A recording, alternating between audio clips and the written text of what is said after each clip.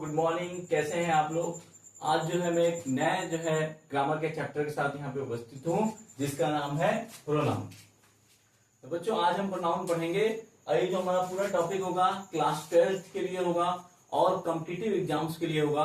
जैसे एसएससी में क्वेश्चंस आ रहे हैं और कोई भी बोर्ड एग्जाम्स हो, चाहे यूपी बोर्ड, सीबीएसई बोर्ड, चाहे कोई भी बोर्ड एग्जाम्स हो, चाहे कोई भी कंपटीशन हो, अगर इस क्लास को आप पढ़ेंगे तो इसके जो है 10 से 12 रूल्स जो मैं जो है सारा का सारा मैं कवर कर दूंगा। सब का सब मैं कवर कर दूंगा। जितना भी क्वेश्चंस आ सकता है, मुझे लगता है मैं 99% जो है आने वाले क्वेश्चंस को जो प्रोनाउन से रिलेटेड होते हैं उसको मैं कवर कर दूंगा।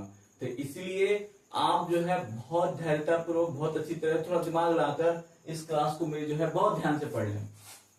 देखिए मैं प्रोनाउन की बात कर रहा हूँ। प्रोनाउन क्या है? तो प्रोनाउन की डिफिनेशन सभी लोग जानते हैं कि प्रोनाउन होता क्या है। इसीलिए मैं इसको यहाँ पे बताऊंगा कि प्रोनाउन का मतलब यह हुआ कि जो नाउन के बदले में प्रयोग हो, जो नाउन के बदले में प्रयोग किया जाए, समझिएगा, नाउन के बदले में प्रयोग किया जाए वह प्रोनाउन है। अगर नाउन लिखा है और नाउन के स्थान पर हम नाउन ना लिखें, कोई ऐसा शब्द लिखें जो नाउन की जगह ले ले, नाउन के लिए जो है प्रयोग कर दिया जाए, वही प्रोनाउन कहलाता है। फॉर एग्जाम्पल तौर से आप देख लें, जैसे लिखा हुआ है कि Raju is a student. Raju एक विद्यार्थी है। राजू रीड्स, सब लोग देखिएगा, Raju reads in class 12th। Raju class 12th में पढ़ता है। राजू क्लास 12th में पढ़ता है। अब देखो, Raju's father is a doctor. Raju's father is a doctor. अब इस सेंटेंस में देखिए, पहले हमने लिखा राजू इज स्टूडेंट, राजू एक विद्यार्थी है। Raju reads in class 12th, Raju class 12th में पढ़ता है। अब Raju's father is a doctor, Raju के पिताजी एक डॉक्टर हैं। अब यहां पर हमने देखा कि नाउन है, ये भी नाउन है, और ये जो है नाउन के साथ पॉजिटिव केस है। तो राजू इज स्टूडेंट, राजू एक विद्यार्थी है। Raju reads in class 12, Raju class 12 में पढ़ता है। दोबारा से हमें राजू बोलने की आवश्यकता पड़ रही है। तो राजू की जगह अगर मैं क्या करूं, यहां पर राजू ना बोलूं और राजू की जगह कोई एक ऐसा शब्द बोलूं जिससे मुझे राजू कहने की आवश्यकता ना पड़े, तो वो अगर मैंने कह दिया ही रीड्स इन क्लास 12, तो वह क्लास 12 में पढ़ता है। अब मैंने जब ही लिखा है यहां पर, तो हमें राजू कहने की जरूरत नहीं पड़ी। तो ये जो ही है वो क्या हुआ, राजू के बदले आया। और राजू क्या है? राजू जो है नाउन है, और नाउन के बदले आने वाला शब्द क्या कहलाता है? प्रोनाउन कहलाता है। तो ही हमारा प्रोनाउन हो गया। अब देखें आगे, Raju's father is a doctor, Raju के पिता डॉक्टर हैं। मैंने क्या बोला? राजू के पिता। अब मैं अगर राजूज हटा दूं यहां से, और राजूज हटाने के बाद इसकी जगह पे लिख दूं his father is a doctor, उसके पिता एक डॉक्टर हैं। जैसे मैंने यहां पे लिख दिया ऐसे HIS हिज, उसके पिता एक डॉक्टर हैं। तो बताओ मुझे राजूज कहने की जरूरत पड़ी? नहीं, मैंने हिज कहा। फिर मैंने क्या किया, एक नाउन को यहां से हटाया। तो नाउन के बदले में कौन सा शब्द आ गया? हिज आ गया। और नाउन के बदले में अगर कोई शब्द आता है, नाउन का ये जो स्थान ले ले, उसको क्या कहते हैं? प्रोनाउन। जैसे मैंने यहां बताया, प्रोनाउन क्या है? जो नाउन के बदले में प्रयोग किया जाए। तो देखिए, नाउन के बदले में एक शब्द हमारा ही प्रयोग कर दिया गया, एक शब्द हमारे यहां हिज प्रयोग कर दिया गया। तो इसका मतलब ये ही और ये हिज, ये दोनों के दोनों क्या हो गए? प्रोनाउन हो गए। तो प्रोनाउन समझ में आया? प्रोनाउन क्या कहलाता है? प्रोनाउन वो शब्द है जो नाउन की जगह ले ले, नाउन का स्थान ले ले, उसे हम प्रोनाउन कहते हैं। ओके, ठीक है। अब हम इसके आगे बढ़ते हैं। आई होप कि आपको जो है समझ में आ गया होगा। अब इससे हम आगे बढ़ते हैं। प्रोनाउन को जो है हम आगे पढ़ेंगे पर्सनल प्रोनाउन के रूप में, उसके बाद हम डिस्क्रिप्टिव प्रोनाउन के रूप में इसको हम पढ़ेंगे। और हम वो सारे क्वेश्चंस कवर करेंगे जो क्वेश्चंस बोर्ड एग्जाम्स में, कॉम्पिटिटिव एग्जाम्स में, जैसे एसएससी, बैंक इत्यादि जो है परीक्षाओं में पूछे जाते हैं, इसको जो है हम कवर करेंगे। तो हमारा इसमें सबसे पहले प्रोनाउन चलता है पर्सनल प्रोनाउन। पर्सनल प्रोनाउन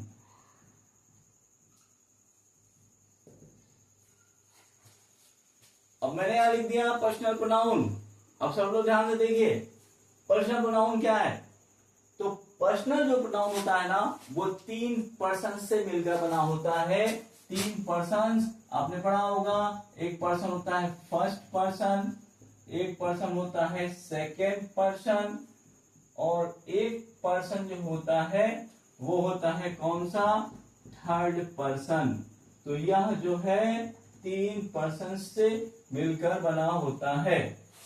तो 3 पर्सन से मिलकर बना होता है, फर्स्ट पर्सन, सेकेंड पर्सन और थर्ड पर्सन। कोई पूछे, अब मैं आपको बताता हूं, कोई पूछे भाई फर्स्ट पर्सन क्या है। फर्स्ट पर्सन कि मैं और जो है हम, ये फर्स्ट पर्सन है। जैसे हमने कह दिया आई वी, यानी कि मैं और हम, जितने लोग यहाँ पे हैं ये फर्स्ट। अब तुम, जो तुम हो वो क्या हो जाएगा, सेकेंड पर्सन, उसको हम सेकेंड पर्सन कहेंगे। तो मैं, हम हो गया, तुम हो गए, लेकिन बाकी जो और तीसरा है वो हमारा थर्ड पर्सन कहलाएगा। जैसे ही आ गया, सी आ गया, इट आ गया और दे आ गया, ये हमारा थर्ड पर्सन कहलाएगा। तो समझिए बात को, फर्स्ट पर्सन क्या है आई वी, सेकंड पर्सन क्या है you, he see it they है थर्ड पर्सन। लेकिन इसको ऐसे ही नहीं समझ लेंगे, क्योंकि इसके अंदर ऑब्जेक्टिव केसेस भी हैं और पॉजिटिव केसेस भी हैं। तो इसको जो है बराबर एक तालिका बनाकर, एक टेबल बनाकर समझेंगे, जिससे हमें समझ में ये आएगा। तो इसको जो है हम करते हैं, हम इसको जो है टेबल बनाते हैं, जिससे ये हमें समझ में आएगा। तो हम जो है पर्सनल प्रोनाउन की तालिका में देखेंगे। Person, subjective case, objective case, possessive case के 2 प्रकार, पॉजेसिव एडजेक्टिव, पॉजेसिव प्रोनाउन। देखिए पर्सन, फर्स्ट पर्सन में क्या क्या आता है, आई और वी। इसका ऑब्जेक्ट क्या होता है, मी और अस। पॉजेसिव केस क्या होता है, माई, माइन और आर्स। इस तरह सेकंड पर्सन केवल एक होता है, वो होता है यू। यू के अलावा कोई सेकंड पर्सन नहीं होता। इसका ऑब्जेक्ट भी सेम यू होता है। तो जब हम सब्जेक्ट के रूप में प्रयोग करते हैं तो यू का प्रयोग जो है सबसे पहले होता है सेंटेंस के। ऑब्जेक्ट के रूप में प्रयोग करते हैं तो वर्ब के बाद होता है। फिर देखिए योर और योर्स। फिर देख लीजिए ही, सी, इट, दे, इनको थर्ड पर्सन कहते हैं। और ही का हिम, हिज, हिज, सी का हर, हर, हर्स, इट का इट, इट्स, इट्स। फिर देखिए यहां पर दे का देम, देयर, और जो है यहां पे क्या लिखा हुआ है, देयर्स लिखा हुआ है। ठीक है, अब देखेंगे इसे ध्यान से कि यह जो है हमारी क्या है, यह हमारी तालिका है पर्सनल प्रोनाउन की। और इसको जो है आपको बहुत बढ़िया से समझ लेना है, बहुत बढ़िया से इसको जो है ये कह सकते हैं आप इसे रट लें। ये चूंकि रटना इसके लिए बहुत जरूरी है, क्योंकि बहुत तेजी से ये भूल जाता है। तो हमारा जो है ना, हमारे जो पेपर में जो है ना, इससे संबंधित बहुत सारे मिस्टेक्स आते हैं, बहुत सारी गलतियां आते हैं। तो हम देखेंगे आगे से पढ़ेंगे कौन कौन सी इससे संबंधित जो है हमारी गलतियां, हमारे जो है इससे संबंधित कौन कौन से जो हमारे जो है मिस्टेक्स आते हैं, उसे रूल्स के रूप में आगे हम पढ़ेंगे। अब जो है हम पर्सनल प्रोनाउन के रूल नंबर फर्स्ट में चलते हैं। रूल नंबर फर्स्ट देखिए, यहां पर जो रूल नंबर आपका फर्स्ट है वो कैसे कंप्लीट होता है। यदि सब्जेक्टिव केस अगर आ रहा है सेंटेंस में, सब्जेक्टिव केस, तो उस सब्जेक्टिव केस, वह जो हमारा सब्जेक्टिव केस है, पॉजेसिव केस भी उसी का होना चाहिए।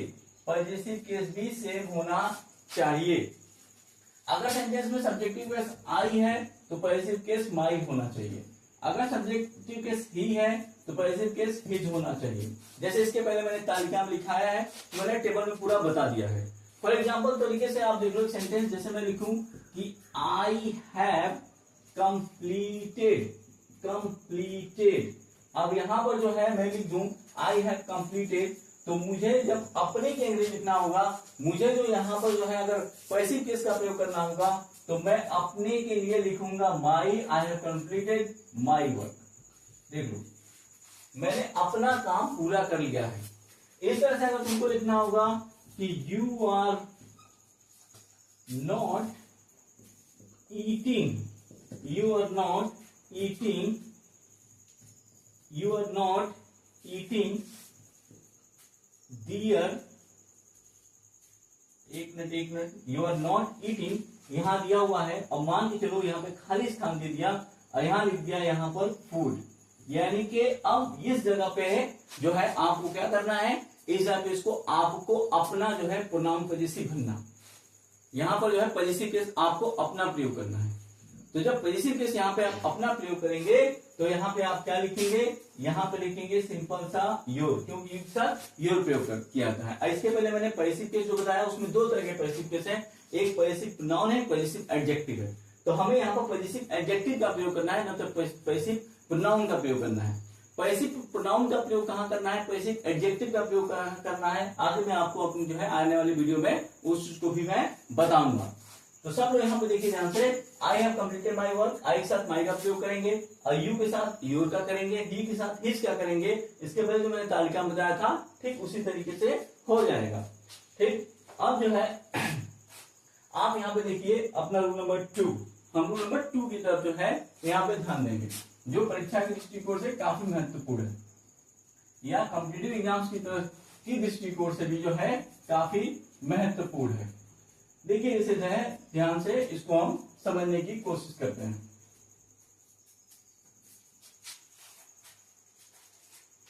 रूल नंबर 2 के अंतर्गत आप देखें कि यदि क्या हो जाए, तीनों पर्सन्स आपके जो तीनों पर्सन्स हैं, तीनों पर्सन्स के सब्जेक्ट्स एक साथ आ जाएं तथा एंड से जुड़े हों, ध्यान दीजिएगा बढ़िया से अच्छी तरीके से, क्या ये कहा जा रहा है, ये जुड़े लिखा हुआ है, से जुड़े हों। ये तीनों पर्सन के सब्जेक्ट एक साथ आ जाए तथा एंड से जुड़े गए हों, एंड से जुड़े गए हों, तो उनका जो क्रम होता है वो 2 3 1 का होता है। 2 3 1 231 का मतलब पहले सेकंड पर्सन आएगा, फिर थर्ड पर्सन आएगा, फिर फर्स्ट पर्सन आएगा, सेकंड पर्सन, थर्ड पर्सन, और फिर यहां पर जो है फर्स्ट पर्सन आएगा। जैसे लिखा हुआ है कि यू कॉमा, और फिर यहां लिखा हुआ है आई एंड ही। तो लेट्स चेक कि इसका क्रम क्या है, इसका ऑर्डर क्या है। यू जो है हमारा हो गया सेकंड पर्सन, आई हमारा जो हो गया वो क्या हो गया फर्स्ट पर्सन, और ही जो हमारा हो गया वो क्या हो गया थर्ड पर्सन। इसके पहले मैंने तालिका में बताया कौन कौन से पर्सन जो होते हैं, कौन कौन से थर्ड पर्सन है, कौन फर्स्ट है कौन सेकंड है। तो यू आपका सेकंड पर्सन है, आई फर्स्ट पर्सन है, और ही जो है थर्ड पर्सन है। इसका क्रम क्या हो गया 213, तो 213 गलत है, होना क्या चाहिए इसका क्रम 231। तो आप क्या लिखेंगे, सबसे पहले यू लिखेंगे और फिर क्या लिखेंगे थर्ड पर्सन क्या हो जाएगा ही, आप ही लिखेंगे, और उसके बाद से जो है आप यहां पर लिखेंगे आई। तो यू ही एंड आई, ये आपका जो है क्रम बिल्कुल सही है, यह क्रम आपका माना जाएगा, ये सही क्रम आपका है। तो ये यू हो गया, ये ही हो गया, एंड ये आई हो गया, तो ये क्रम आपका सही है। इस तरह से जो है एक और एग्जांपल्स हम देखते हैं, एक सेंटेंस में हम एग्जांपल्स के रूप में इसको देखते हैं, समझने की कोशिश करते हैं, जो जैसा कि आपके पेपर में आता है, ये क्वेश्चन आपके पेपर में बहुत आता है। लिखा हुआ है यहां पर कि दे, आई एंड यू आर गोइंग, देखिएगा दे इसे कैपिटल बना दिया जाए, दे आई एंड यू आर गोइंग, है ना, वे मैं और तुम जा रहे हैं। अब इसका क्रम आप चेक कीजिए, इसका क्रम क्या है, दे का क्रम ये थर्ड पर्सन है, आई फर्स्ट पर्सन है, और यू जो है वो सेकंड पर्सन है। ये क्या हो गया 312, होना क्या चाहिए 231। तो आप सबसे पहले ये सेंटेंस आपका गलत है, जब सेंटेंस को सुधारेंगे तो सेंटेंस को सुधार के कैसे लिखेंगे? पहले आप लिखेंगे क्या? Second person. सेकंड पर्सन क्या हो जाएगा? यू। फिर लिखेंगे क्या आप? थर्ड पर्सन, और थर्ड पर्सन इसमें क्या हो जाएगा? दे। फिर इसको एंड लगाएंगे बीच में, और फिर जो है लास्ट में आप क्या लिखेंगे? First person. और फर्स्ट पर्सन क्या है? आई। तो सेंटेंस क्या हो गया? You, they and I R doing. तो ये सेंटेंस आपका जो है सही है, इसको आपको सही मानेंगे, ये आपका सेंटेंस सही है। तो हमारा जो ऑर्डर क्या है, पर्सन्स का हमारा ऑर्डर क्या है, वो हमारा 2 से 31 है। उस रूप में जब हम देखेंगे तो जाके हमारे सेंटेंसेस सही होंगे। This is the most important rules ना, बहुत जो है महत्वपूर्ण रूल है। अब हम जो है नेक्स्ट आगे बढ़ेंगे अपने सेकंड रूल के साथ। हमारा सेकंड रूल क्या कहता है? तो सेकंड रूल भी हमारा जो है पर्सनल प्रोनाउन के अंतर्गत ही है, उसी से रिलेटेड हमारा आ रहा है second person, sorry second rule हमारा उसी के अंतर्गत है। इसमें देखिए आप लोग, रूल नंबर 2। अब यहां पर क्या है कि हमने 3 पर्सन को जोड़ा था, लेकिन 3 पर्सन नहीं आ रहा। अब यहां पे 2 ही सब्जेक्ट आ रहा, 2 ही पर्सन आ रहा। तो उसका क्या करेंगे? यदि 2 पर्सन सब्जेक्ट के रूप में आए, सब्जेक्ट के रूप में आए, देखिए यदि 2 पर्सन सब्जेक्ट के रूप में आ जाए, कोई भी 2 पर्सन हो सब्जेक्ट के रूप में आ जाए, तो हमारा क्रम क्या होगा? अच्छा, 3 पर्सन के लिए हमारा क्रम क्या था? 231। ठीक है। अब कोई भी 2 पर्सन आ जाए, मान चलो अगर सेकंड थर्ड आता है तो आपका क्या बन जाएगा? ये। अगर मान लो सेकंड और फर्स्ट आता है तो आपको क्या बन जाएगा? ये। अगर मान लो थर्ड और फर्स्ट आता है तो आपका क्या बन जाएगा? ये। देख लो, इसी से हमारा ये बनता जाएगा 23, 21 और 31। फॉर एग्जाम्पल अगर ऐसे करके कोई भी ऐसे करके सेंटेंस दिया हुआ है, जैसे यहां पे दे दिया उन्होंने ही, और यहां दे दिया एंड आई, तो ही क्या होता है? Third person. आई क्या होता है? First person. इसे चेक कीजिए, थर्ड पर्सन और फर्स्ट पर्सन, यानी कि इसका मतलब ये ठीक है 31। दोबारा देखिए, 231 के क्रम में हमारा बनेगा, कोई भी 2 पर्सन आ जाए तो किस क्रम में आना चाहिए? 23, 21 और 31। मतलब सेकंड पर्सन थर्ड पर्सन हो, या सेकंड पर्सन फर्स्ट पर्सन हो, या थर्ड पर्सन फर्स्ट पर्सन हो। तो ये कौन सा पर्सन है? तो देखो थर्ड पर्सन और फर्स्ट पर्सन है, यानी कि सही है। अगर कोई सेंटेंस ऐसे भी दिया जाए, यहां लिखा गया कि यू, और यहां लिखा गया एंड वी, इसे हम चेक करते हैं। Let's check. यू हमारा क्या है? Second person. वी हमारा क्या है? First person. तो क्या हमारा 21 आ रहा है? 21 क्रम में होता है? बिल्कुल होता है। सेकंड पर्सन भी हो सकता है, फर्स्ट पर्सन भी हमारा हो सकता है, बहुत आराम से हो सकता है। ठीक है। एक और हम चेक करते हैं क्या हमारा वो सही जा रहा है। हमने यहां पे लिख दिया किसी का नाम, हमने लिख दिया सोहन, और फिर हमने लिख दिया एंड यू। अच्छा, अगर किसी का नाम आ जाएगा, हमने यहां लिख दिया सोहन एंड यू, अगर किसी का नाम आ जाएगा तो इस बात को अच्छी तरह से याद रखिएगा, उसका नाम भी थर्ड पर्सन कहलाएगा, क्योंकि वो ही है। तो सोहन क्या है? थर्ड पर्सन, और यू क्या है? Second person. ये हो गया 32। चेक कीजिए, 23 होता है, 21 होता है, 31 होता है, 32 नहीं होता है। होता क्या है? 23।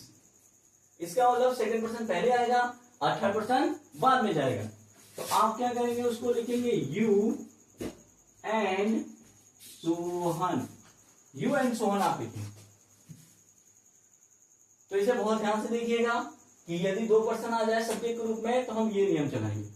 ठीक। इससे रिलेटेड हम एक क्वेश्चन देखते हैं। This is the very important question for you.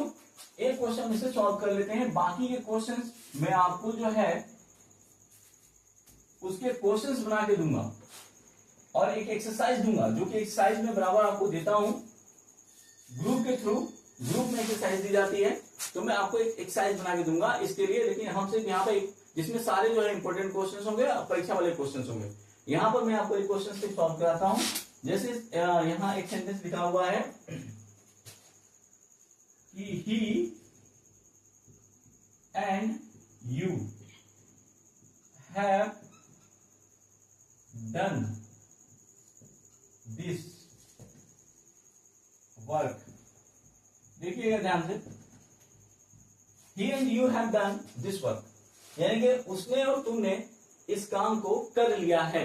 इसमें हम गलती पता लगाएंगे तो हम ध्यान से देखेंगे, ही हमारा कौन सा पर्सन आता है, ही कौन क्या बोलते हैं, थर्ड पर्सन, यू कौन सा है, थर्ड सेकंड पर्सन।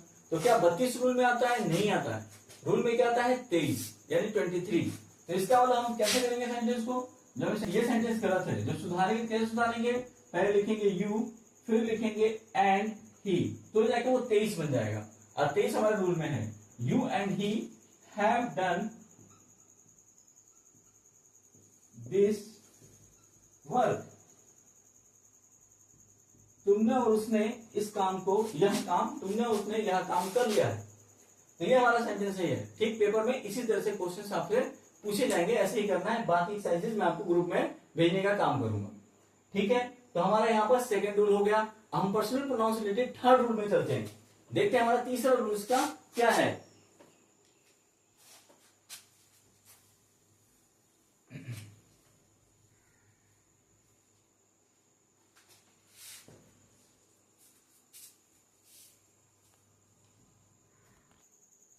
ठीक है, हम जो है इसके रूल नंबर 3 में चलते हैं। रूल नंबर इसका 3 देख लें आप लोग। रूल नंबर इसका 3 क्या होगा, सब लोग जो है ध्यान से इसका रूल नंबर 3 देखें।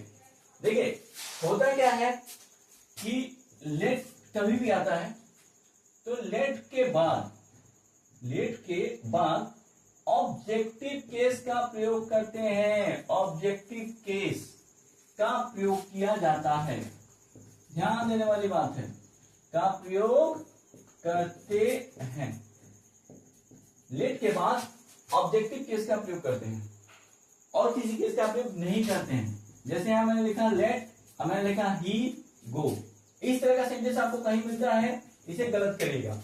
लेट ही गो यह गलत है। आपको लिखना क्या है, लेट, यहां पे क्या लिखना है, हिम गो। यह सेंटेंस सही है, क्योंकि लेट के बाद किसका प्रयोग होगा, ऑब्जेक्टिव केस का। ही क्या है, सब्जेक्टिव केस है, तो यह गलत हो जाएगा। इस तरह से इसमें जो है एक और जो है, आप यहां पर एक और एग्जांपल देखिए। जैसे लिखा है लेट आई कम। लेट आई कम का मतलब क्या हुआ कि मुझे आने दो, लेट आई कम। लेट ही को उसे जाने दो। अब यहां पर आप जब सेंटेंस बनाएंगे तो आप देखो आई क्या है, आई सब्जेक्टिव केस है। आप इसे क्या करेंगे, आई हटा क्या लिखेंगे, लेट मी कम, मुझे आने दो। तो ये जो छोटी छोटी गलतियां हैं यहां जो हमारे समझ में नहीं आती हैं, यही पे जो है हम गलत कर देते हैं। तो हमारा सेकंड जो है रूल नंबर 3 हमारा यह बताता है कि हम लेट के बाद ऑब्जेक्टिव केस का ही प्रयोग करते हैं, ना कि जो है हम सब्जेक्टिव केस का प्रयोग करते हैं, ना तो हम किसी और दूसरे केस का यहाँ पर हम प्रयोग करते हैं। ठीक, तो अब देखिए यहां पर आगे फिर हम चलते हैं इसके नेक्स्ट रूल में चलते हैं। आगे हम जानने की कोशिश करते हैं कि आगे जो है हम इसमें क्या पढ़ेंगे। तो रूल नंबर जो है हमारे यहाँ पे 4 काम करेगा। देखिए जो है इसका अगला रूल देख लें। इम्परेटिव सेंटेंस में वर्ब की फर्स्ट फॉर्म के बाद हमेशा ऑब्जेक्टिव केस का प्रयोग करते हैं।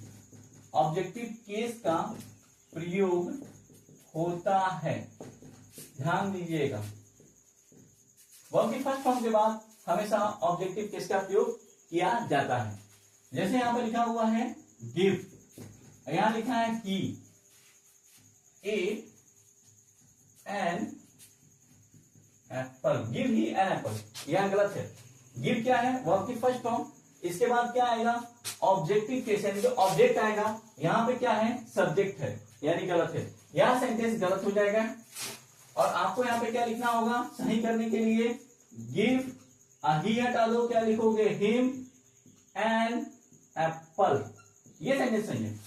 गिव ही एन एप्पल नहीं, गिव हिम एन एप्पल, यानी कि क्रिया के बाद वर्ब जो है ऑब्जेक्ट। इसी तरीके से सेंटेंस और देखो, जैसे हमने लिखा कि हेल्प दे,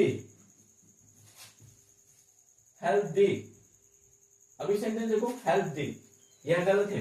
अब यहां पे सेंटेंस आपको क्या लिखना पड़ेगा, हेल्प देम, उसकी सहायता करो।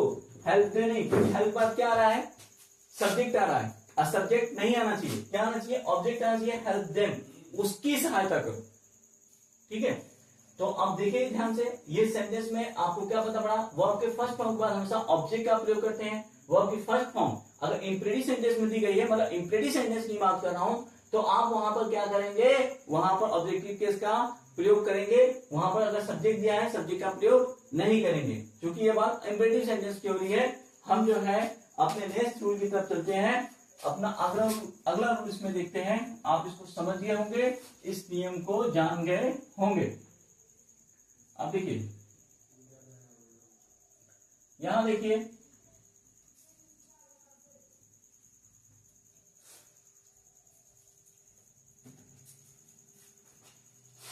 रूल नंबर 5 में आते हैं, क्योंकि हम पर्सनल प्रोनाउन में भी अभी पढ़ रहे हैं। देखें, ऐसा होता है कि यदि दो नाउन्स, यदि जो है दो नाउन्स हैं और वह दोनों नाउन्स एंड से जोड़े गए हैं, किससे जोड़े गए हैं, एंड से जोड़े गए हैं। यदि दो नाउन्स हैं और दो नाउन्स एंड से जोड़े गए हैं, तो ये बन जाते हैं प्लूरल। और इनके साथ आने वाली जो क्रिया होती है वो प्लूरल वर्ब होती है, प्लूरल वर्ब का प्रयोग करते हैं। तथा इसके साथ आने वाली जो पॉजिटिव केस होती है वो भी प्लूरल होती है, तो हम वहां पर देयर का प्रयोग करते हैं।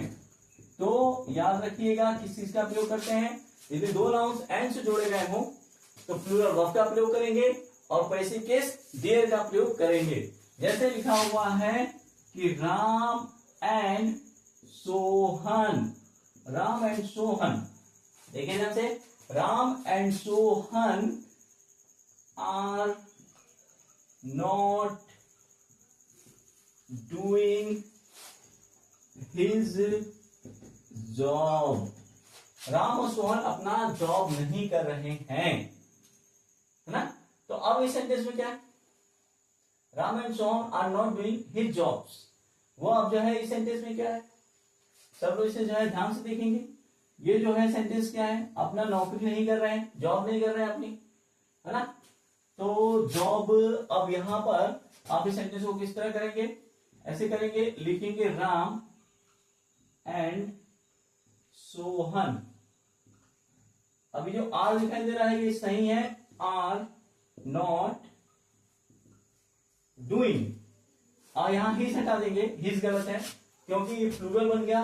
वो साथ क्या आ जाएगा, दियर आ जाएगा, THEIR, ये हो जाएगा दियर जॉब, यानी कि वो अपनी नौकरी नहीं कर रहे हैं। अच्छा, यहाँ जॉब लिखा हुआ है तो जॉब्स आप नहीं करेंगे, क्योंकि जॉब्स इसलिए नहीं करेंगे कि जॉब चूंकि है वह आपका जो इस तरह का नाउन है जिसका प्लूरल ऐसा नहीं है कि आप जॉब्स बनाएंगे, ऐसा नहीं बनाएंगे, जॉब का जॉब ही रहेगा। Ram and Sohan are not doing his job, तो Ram and Sohan are not doing their job, यानी कि राम जो है और सोहन अपनी नौकरी नहीं कर रहे हैं। ठीक है, तो हमने यहाँ पे किसका प्रयोग किया, हमने यहाँ प्रयोग किया दियर का। ठीक है, क्यों प्रयोग किया, क्योंकि इसलिए प्रयोग किया कि राम और सोहन यह दोनों मिला के जो है आपका दे बन जाएंगे, और जब दोनों मिला के दे बन जाएंगे तो दे के साथ क्या आता है, दे के साथ आता है दियर, दे के साथ दियर का प्रयोग करते हैं, इसलिए यहां पर क्या हो जाएगा, हिज का प्रयोग हो जाएगा गलत और ये हो जाएगा सही। ओके, कोई दिक्कत इसमें, समझ में आ रहा है सबके। ठीक है, हम आगे बढ़ते हैं, आगे की तरफ हम चलते हैं। तो यहां पर मैंने आपको पर्सनल प्रोनाउन के बारे में बता दिया। अब मैं यहां दूसरा प्रोनाउन अपना लेने जा रहा हूं। दूसरा प्रोनाउन हमारा क्या है, डिस्ट्रीब्यूटिव प्रोनाउन।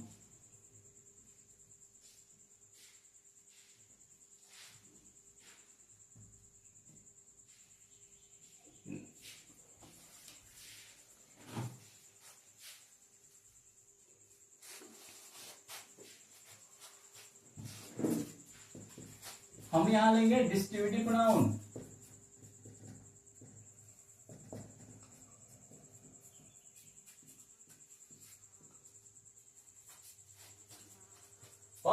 डिस्ट्रीब्यूटिव नाउन के भाई डिस्ट्रीब्यूटिव नाउन कौन कौन से होते हैं, तो आपको बता दें डिस्ट्रीब्यूटिव नाउन होता है आपका क्या, each of, either of, neither of, each of, either of, neither of, इनको डिस्ट्रीब्यूटिव नाउन कहते हैं।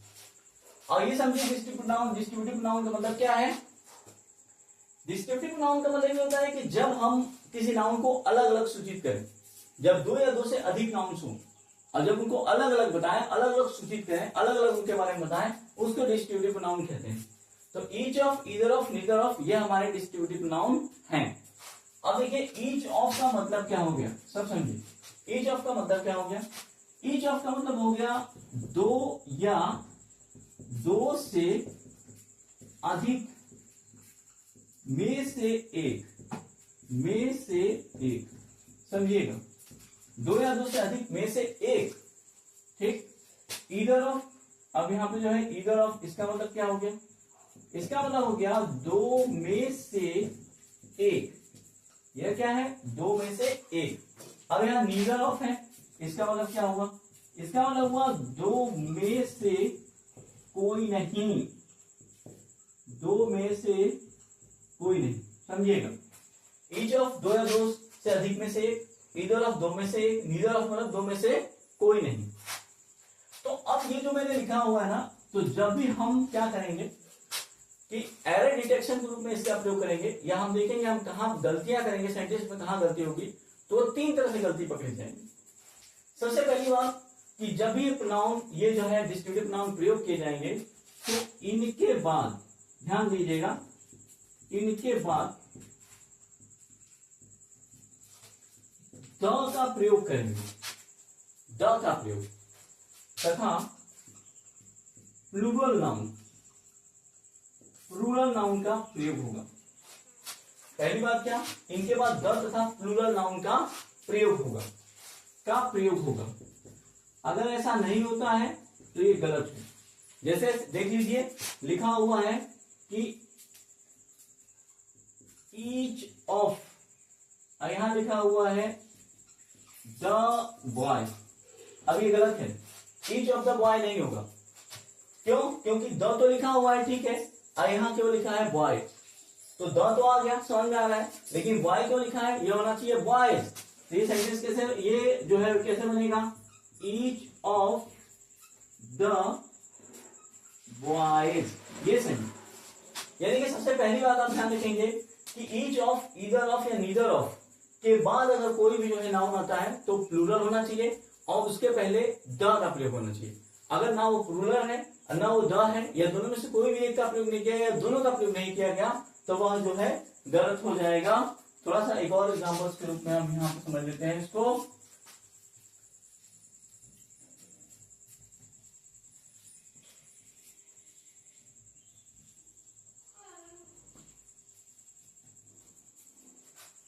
अब जैसे यहां लिखा हुआ है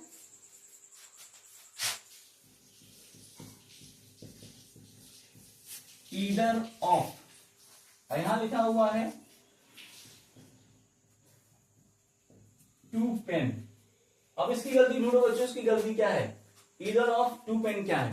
सबसे पहले ईदर लिखा है, इसमें से गलती क्या है, गलती है कि ईदर का प्रयोग तो इसीलिए किया जाता है कि भाई दो आ जाए, दो से अधिक ना हो, दो में से कोई एक के बारे में बात की जाएगी। लेकिन अब इस टू के पहले यहाँ पे द का प्रयोग नहीं किया गया, तो हम इसको पहले सुधारेंगे, हम लिखेंगे ईदर ऑफ द, फिर यहां लिखेंगे टू। अब पेन में एस नहीं है क्योंकि प्लूरल होना चाहिए, फिर ईदर ऑफ टू पेन्स, इसका अर्थ क्या हो जाएगा कि दो पेनों में से कोई एक, दो पेनों में से कोई एक, क्योंकि ईदर का मतलब क्या होता है कि दो में से कोई एक। तो ये देखो ध्यान से, ऐसे करके ये नहीं होगा। अब पहले मैंने प्रॉब्लम बता दिया आपको कि इनके बाद द तथा प्लूरल नाउन का प्रयोग होता है। दूसरी बात इसमें आप ध्यान देंगे, दूसरा इसमें क्या होता है कि चूंकि यह जो है वह पूरा का पूरा सेंटेंस सिंगुलर बन जाता है, क्योंकि इसका सब्जेक्ट जो है वो सिंगुलर बन जाता है। और जब इसका सब्जेक्ट सिंगुलर बन जाता है तो इसके साथ दूसरी बात ध्यान देने वाली है कि इसके साथ जो है, इसके साथ सिंगुलर वर्ब का प्रयोग करते हैं। सिंगुलर वर्ब का प्रयोग होता है, का प्रयोग। जैसे सिंगुलर वर्ब में क्या, या तो इस का प्रयोग कर लो, हैज का कर लो, है ना, आप डस का प्रयोग कर लो, वॉज का प्रयोग कर लो इत्यादि। ये सब आपकी सिंगुलर वर्ब। तो इसके साथ सिंगुलर वर्ब का प्रयोग करते हैं। तो बात ये ध्यान देने वाली बात ये है कि इसके साथ किसका प्रयोग करते हैं, इसके साथ सिंगुलर वर्ब का प्रयोग करते हैं। फॉर एग्जाम्पल तौर पे देख लें आप, बहुत बढ़िया तरीके से ध्यान दें। जैसे लिखा हुआ है कि ईच ऑफ द 3 बुक्स, और यहां लिखा हुआ है are, each of the 3 books are not read. Each of the 3 यानी कि तीनों किताबों में से प्रत्येक लाल नहीं है।